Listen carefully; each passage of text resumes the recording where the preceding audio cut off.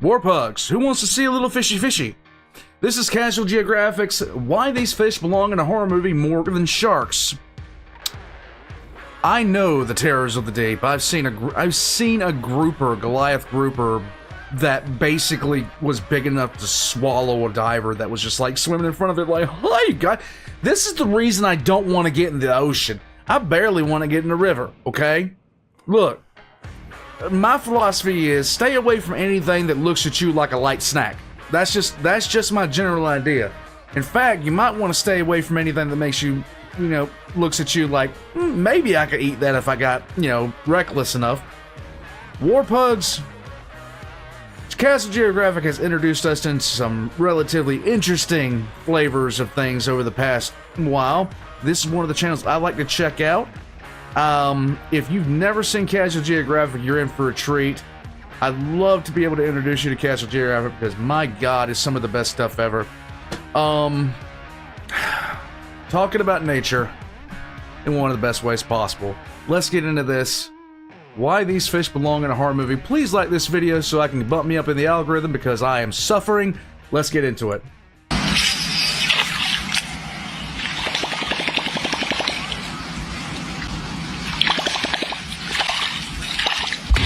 Oh, no. Eu gostei assim. See, this is why I have trust issues. No. Amostradinho. Look at that. You know, the greatest trick Hollywood ever pulled was convincing the world that sharks are the only things to fear in the water. There be monsters. In the last video, we talked about how sharks might just be the most misunderstood creatures in nature. With a PR team that works about as hard as a whiteout's brain after 6 rounds of CTE. They've been done so dirty, they've actually overshadowed the other ichthyological insanity spawned from Satan's septic tank. These are 7 fish that should honestly terrify you more than any shark. This isn't really to substitute one fear for another, but I do think these fish could make a much more traumatizing, nightmare-inducing horror flick than Jaws. And it starts right here. Those eyes belong to a pair of Arapaimas, also known as a pirarucu. You've definitely seen them before. Does this video ring a bell? You dummy, you dummy, you dummy, you idiot, you stupid moron. Why would you put your face... It definitely rang his. It's one of the biggest freshwater middle fingers nature forgot to vault, usually growing to over 6 feet long and 200-something pounds. It's bad enough those are NBA point guard measurements, but the beefiest ones can get to 10 feet in length and weigh over 400 pounds. This Jurassic roid guppy usually eats other fish to go with fruits and seeds, but also birds and allegedly even monkeys sitting on branches too close to water. And if you don't believe that, it's because you haven't seen them hunt. They're explosively quick, and the aquatic black hole has been known to confuse feet for fish and violently pull people underwater. One zookeeper reportedly made the mistake of trying to retrieve a glove that had fallen into an Arapaima pool, and in a split second got his hand, wrist, and several fingers broken. There's also the fact that a refrigerator-sized fish will yeet themselves out of water in self-defense. Let's talk about that. Why are you so stupid? Oh!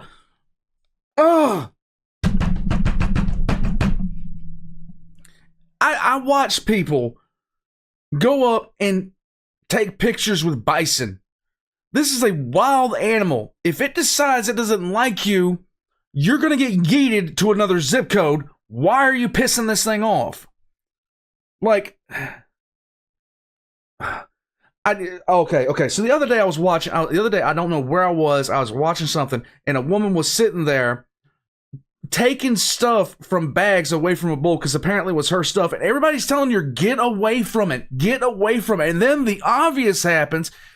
Imagine you're sitting there, and just before you go unconscious because you just managed to piss off something that weighed 1,500 pounds and it hates you, and it wasn't really causing a problem until you decided to make it your problem. Imagine the last thing is here was we tried to tell you. The plus-size bite jet is covered in heavily armored scales, not only tough enough to tank piranha attacks, locals historically use them as nail files. They've also used their tongues as scrapers, since these fish have teeth growing out of a bony tongue that can be used to effectively crush struggling prey against the roof of their mouths. You know nature got in its bag when it made a fish that can breathe air, and the Antichrist of the Amazon has a modified swim bladder that was repurposed as lungs, meaning this flex of a fish can survive 24 hours out of water. On one hand, that means they have to come up for air every 20 20 minutes or suffer the eternal shame of being a fish that finds a way to drown. But it also works out for them because in low oxygen water where most fish become slow and sluggish, the air merchant menace can pretty much go on a killing streak. Now the question is, could an Arapaima pack up a person? While there's no indication they see us as a snack, there are old no, that's jump scare. stories of high-strung assault guppies effectively drowning people, likely by knocking them unconscious and leaving them incapacitated underwater. Not him, he's fine. You can unclench guidelines, he's good. But one man that almost wasn't was Jeremy Wade. He probably needs no introduction, but long story short, he's a zoologist who hosted the show River Monsters, which ended, but only because he caught every fish nature had to offer. But he almost caught an early life retirement after a pissed off Paima struck him square in the chest and nearly caused irreversible damage to his heart. Not only did this fish nearly have us singing,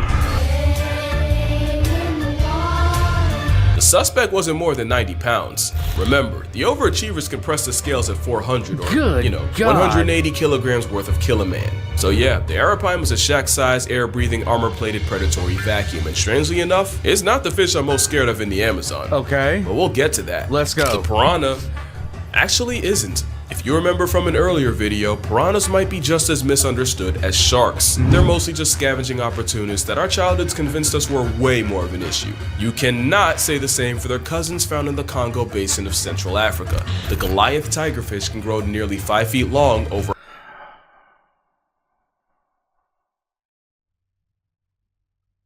Man, hell no. Damn! 100 pounds, and they're what people were told piranhas are times 10. They're in the same order, but where piranhas are primarily a swimming cleanup crew, tigerfish actively hunt for their bodies. And you'll find out, nature built this prehistoric problem to do exactly that. They have sharp dagger-like teeth that many swear are comparable to that of a great white, although I personally see them as more conical, like a crocodile, which is a coincidence since the saltwater variety are their only natural predators. But of course, the swimming expletive has also been known to murk smaller crocs. They have eerily strong eyesight to track prey, special organs to detect the vibrations they make underwater, and they're strong enough to brute force their way through the turbulent waters of their hunting grounds. They're considered one of the toughest freshwater fish. Oh, Josh.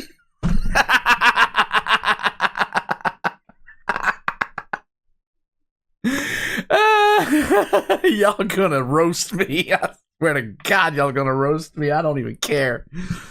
It's, damn, nature, you scary. And tigerfish are even on record snatching birds out of the air. Not just birds, but swallows, some of the fastest and most maneuverable out there. Scientists studying them watched as 300 birds got permanently grounded by tigerfish in just over 2 weeks. They're so feared that in many places they're only known by one name, Benga, meaning the dangerous fish. There's even a story of a young girl wearing a belt made out of bottle caps in order to ward off evil spirits. Ironically, it did the exact opposite and attracted a tigerfish who apparently confused the bottle caps for fish scales and nearly bisected the girl.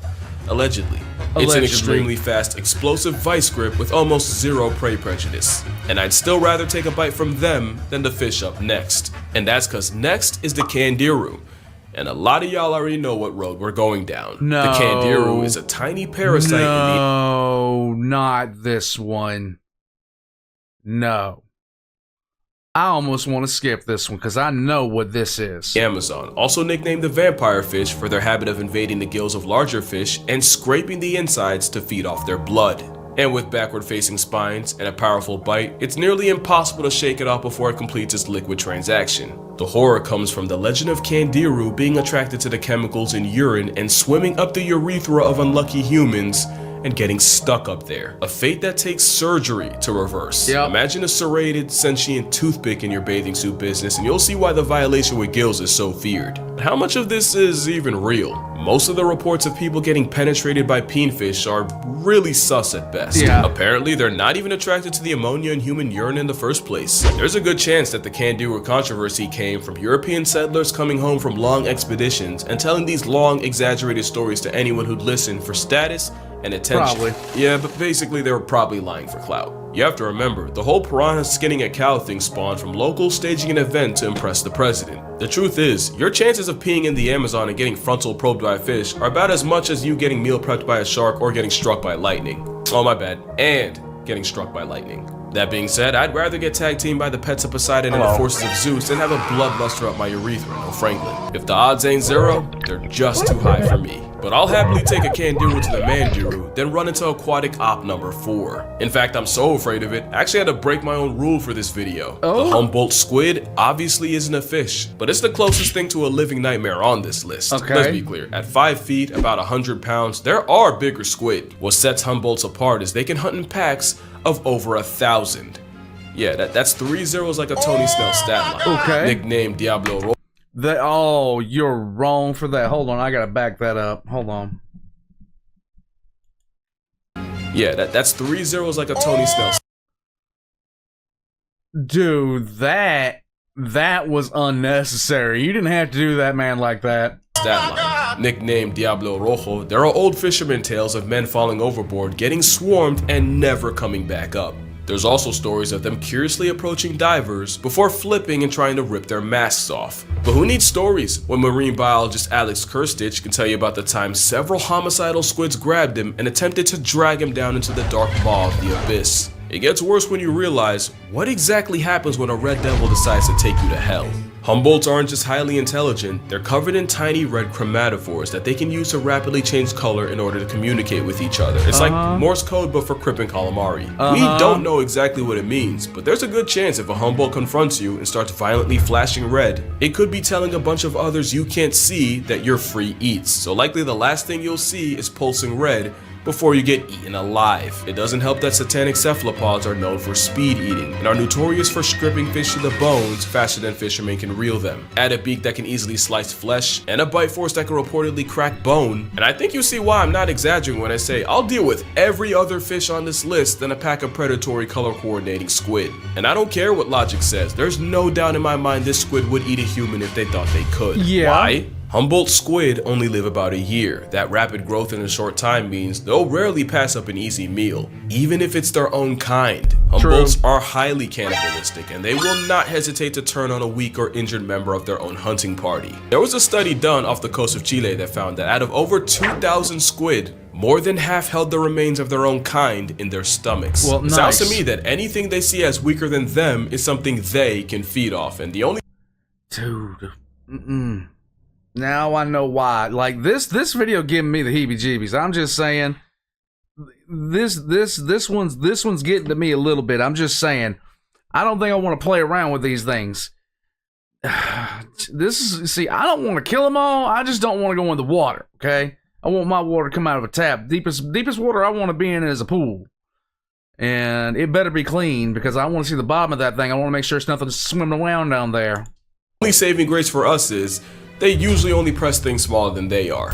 But you don't even have to be seen as food for affiliated squids to be a problem. Like a true xenophobic, they react to most things they don't understand with aggression, and they've even attacked cameras and equipment and left them out of order. But to me, the most disturbing aspect of getting assaulted by squids is, even if you escape, if you panic and surface too fast, you can get the bends and past tense anyway. That type of psychological horror is what puts the Humboldt here, and wouldn't you know, emotional damage is another symptom of finding out about the next fish. Okay. Because now we got the stonefish. Not one of, but the most venomous fish known to man. It's armed with verrucotoxin, and symptoms of getting stung include crippling pain, shock, tissue death, and even paralysis. And one of the most painful things that can happen to you is you mess around and find out the rocks you're walking on are not rocks in the water.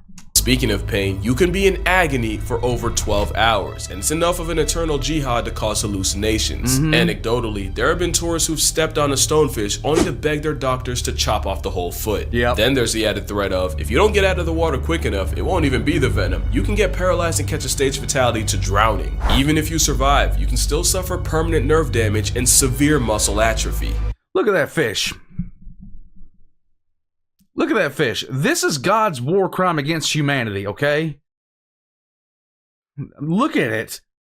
No. But that all wouldn't even be that bad if the stonefish wasn't nature's manifestation of a dick move. The most venomous animals on the planet usually dress with bright colors to warn the rest of the population that they're packing. Stonefish decided to do exactly none of that, and instead cosplays as a stone, only to mortally punish you for its camouflage working. Like I said, it's like having invisibility, but also serving the death penalty every time someone steps on your foot. Then you gotta add the fact that there are another fish that can survive 24 hours out of the water, and they have a literal switchblade growing out of their forehead. Yeah, I knew they were a problem ever since one nearly perma-napped Nigel Thornberry. A stone-cloaking toxic minefield of misery, but with stonefish anti-venom being the second most administered in Australia, today if you get stung, your chances of surviving are actually pretty good. Not like the next fish, because for this one, there is no antidote.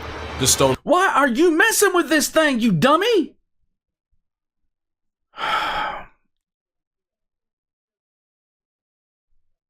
You know what? I think anybody getting killed is a tragedy, but some people, you see stuff like this and you're just like, man, look, just don't mess with it. You know what happens if the thing turns around and hits you? Stonefish might be the most venomous fish, but the pufferfish is arguably the most poisonous thing alive. Yep. Quick rule of thumb on the difference: if it bites you and you die, it's venomous. If you bite it and you become a wuzz, it's poisonous. And few things are more poisonous than puffer tetrodotoxin, which is 1,200 times more of a death sentence than cyanide. Right. Tetrodotoxin interferes with signals between nerves and muscles, causing muscle paralysis and a total shutdown. And of course, the fugu blowfish is considered a delicacy, but if the chef misses a single cut even by a little, you're instantly on the clock. You won't know that happened until your face goes numb and your lips and tongue get this weird prickling feeling. Then, you'd suddenly get a splitting headache and dizziness to go at vomiting and diarrhea as your body desperately tries to purge the poison. But it's already too late and you'd start getting paralyzed, starting with the hands and feet, but slowly spreading out. And by this point, you likely can't even call for help. Finally, it'd get harder and harder to breathe until you notice the room slowly fade to black, leading to either a coma, seizure, or just death. Yep. The permanent kind. Tetrodotoxin essentially flips a kill switch in your body, and there is no antidote. The only treatment is hooking you up to a respirator to breathe for you and praying it passes. The poison puffball is such a problem, it makes you forget they also have teeth that can bite clean through your finger. In fact, it's more than enough to violate a scorpion. And I don't even know how to describe what they do to crabs. Turning crustacean into crustacean with a smile, no less, is criminal. There's nothing funny about getting caught in that bite, with reports of pufferfish mutilating the genitals of men, and one case in 2008 where a Cambodian child had his coin purse sliced in half by a pufferfish. And unlike the Candiru, this ain't a myth. Have your privates out by a puffer and you might just get... So that's 6. No. I like pufferfish, to be honest with you. I like to look at them. I like videos of them. I like to take, they're funny looking fish, they're cute looking fish and all this other kind of stuff, but I ain't getting in the water. I got in the water one time, and I don't need to get into the water again. No. Of the Sinister 7, but before we get to the last one, we got honorable mentions. Okay. The fact that there's a fish that weaponized electricity enough to decommission a caiman and we just accept that is kinda crazy. And the thing is, it might not even be the voltage, but it's getting knocked out in shallow water that'll get you. Yep. Swordfish are one of the fastest things in the sea. They also have a built-in melee weapon equipped capable of inflicting life-altering harm. In 2015, a Hawaiian man was fatally struck in the chest while trying to catch one. Another man in Malaysia bled to death after a swordfish yeeted itself out of the water and also RNG'd him in the chest. Swordfish are also on record shanking sharks and even bleeding out sea turtles. The sheep's head fish. Really only because of that. Shipophobics be damned.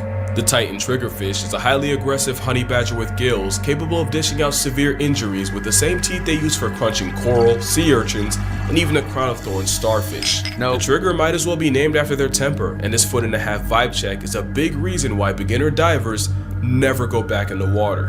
Speaking of big, the Goliath grouper. At 8 feet up to 800 pounds, the fish the size of a small car feels more like a leftover Jurassic prop. Lucky for us, most divers describe it as a gentle giant with the temperament of a St. Bernard. Although a St. Bernard didn't allegedly swallow an entire kid in the Florida Keys. Allegedly. But since we're on the subject, the last fish on this list are catfish. And yeah, it's kind of cheating. I will tell a story about this, but yeah, you don't want to be a diver near a dam and run into one of these things, cause no. 3,000 species of catfish, even including the genital jihad, the Candiru.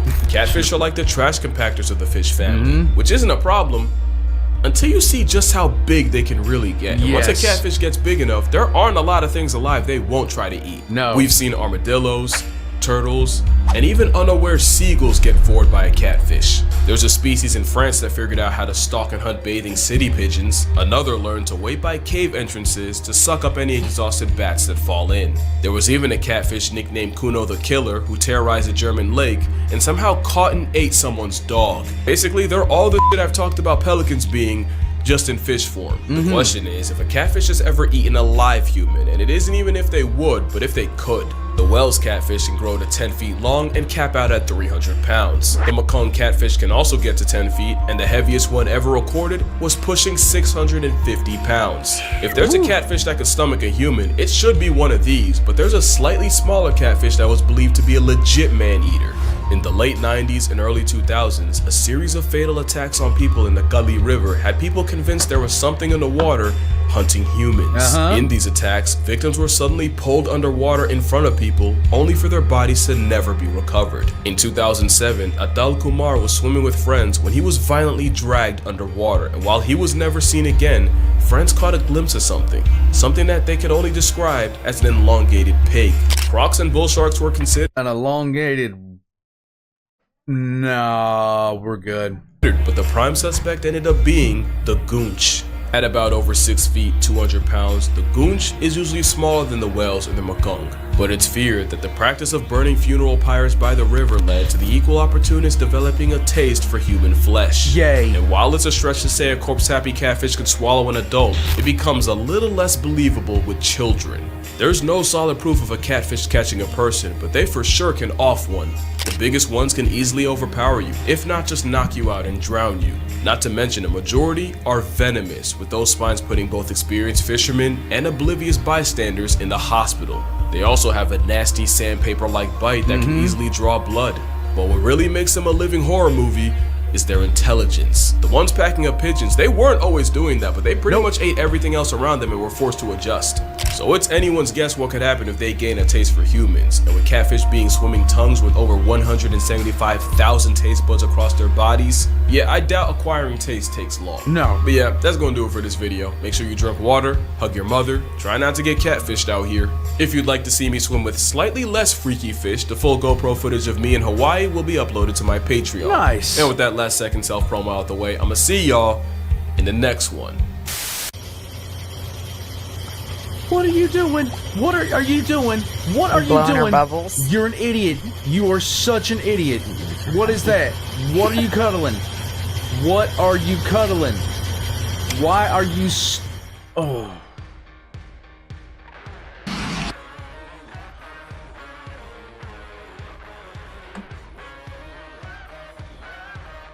Nah, like, you just know. No. Oh, so I grew up near the near a dam in South Carolina, and divers would go down there and they'd see. Now there are stories. There are stories. It's like it's myths where somebody said that they would see like there's 250-pound blue catfish at the bottom of there's no evidence of that, but there have been divers that have run into really large catfish down there. Now, some people have said, oh, there's some catfish as big as Volkswagen, but no. But running into about a 4 or 5 foot long blue catfish that weighs about 100 pounds, that's a real thing. That's a definite thing. And the problem with that is, if you're what winds up happening, especially near dams and other like reservoirs and stuff like that, when they let in the reservoir, the fish just slowly swims and opens its mouth. And if your hand gets caught in that thing and decides it's not going to let you go, you're down there. You're down there. When I was down there fishing with my father one time, I had a rod. We were fishing out the dam. We were fishing for big catfish. What we were doing. And I was convinced we weren't going to hook any. I hooked something there. And my dad was, he was saying, he was getting kind of irritated with me because, he was thinking I was hung up on the bottom. But I knew I wasn't hung up on the bottom because I felt something tugging on the end of the line. Not really like yanking, or it was just like whatever I had hooked down there at 15 years old with a rod that could, you know, pull up 40 pounds and 20-pound test line. Whatever I had hooked, I wasn't moving the thing.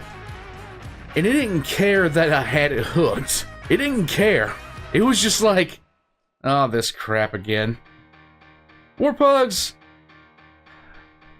I don't want to go in the water. For good reason. I will be in a boat, a well-maintained boat. But I'm not going in the water. Not where I know things like this exist. Because I don't need to go finding Nemo to realize sharks exists. And I don't need to know that sharks exist to know that other things like this exist. And I definitely, under no circumstance, want to ever, under any way, shape, or form, be in a position where something like this thing could ever trouble my nightmares. No. And just to be perfectly clear about it, if you're out there messing with a wild animal and you get hurt, you have my sympathies and I wish you a fast recovery. But you're an idiot, okay? I have no problem saying that, because if I was ever out in the middle of a field and I saw some sort of wild animal like a moose or something like that, and I ran up to it to try to get a picture with it, you would be justified in calling me an absolute moron. People, man, I don't understand. I'm gonna take off from here, war pugs. Please like this video, subscribe if you haven't already. Casual Geographic's links are in the description down below, right next to my own, including Patreon and membership for early access. I'm gonna get some new shirts up, and one of them is gonna be one of them is, oh god. I'll catch you guys next time. I'm gonna cry.